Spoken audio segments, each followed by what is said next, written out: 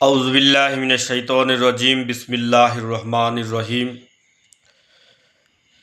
যে ব্যক্তি যারা তাসাউফের লাইনে আছে, আমল ইবাদত বন্দেগি করে, যে কবরবাসীর সাথে কথাবার্তা বলার জন্য আমি একটা কাশফুল কুবুরের দোয়া বলে দিচ্ছি। এটা হযরত খাজা মাইনুদ্দিন চিশতি আজমিরি রহমাতুল্লাহ আলাইহির নিজের আমল। এটা হজরতে খাজা মাইনুদ্দিন চিশতি রহমাতুল্লাহ আলাইহির নিজের আমল।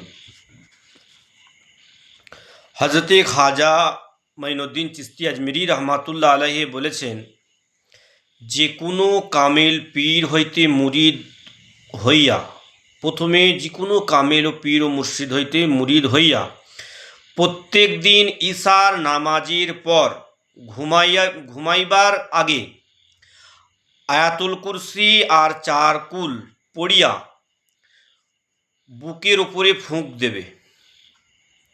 আয়াতুল কুরসি একবার, 4 কুল একবার পড়ে বুকের উপরে ফুঁক দিয়ে তারপরে 10 বার সূরা ফাতিহা শরীফ পড়বে। তারপরে খোদার 99 নাম ও রসুলের 99 নাম মুবারক পড়িয়া ডাইনে ও বামে ফুঁক দেবে। ফের 100 বার দরুদ শরীফ পড়িয়া, যে কোনো দরুদ শরীফ 100 বার পড়িয়া উপরের দিকে ফুঁক দেবে। উপরের দিকে বলতে গেলে উপরের দিকে ফুঁক দেবে। কথা বুঝতে পেরেছেন? ফির সূরা আলাম নাসরাহ লাকা পড়তে পড়তে ঘুমাইয়া যাইবে। ইনশাল্লাহ যে বুজুর্গ ওলির কথা মনে করে স্মরণ করে ঘুমাইবে তার জিয়ারত নসিব হবে। আর এই নিয়মে 41 দিন করবে। অজু করিয়া 2 হাঁটু বসিয়া মুরাকাবা করিবে খোদার হুকুমে।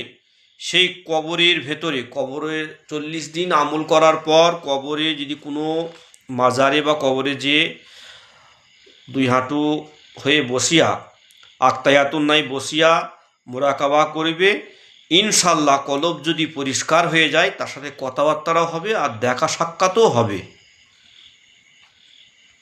আর কবরবাসীর সাথে ফায়েজ ও বরকত লাভও নিতে পারবে।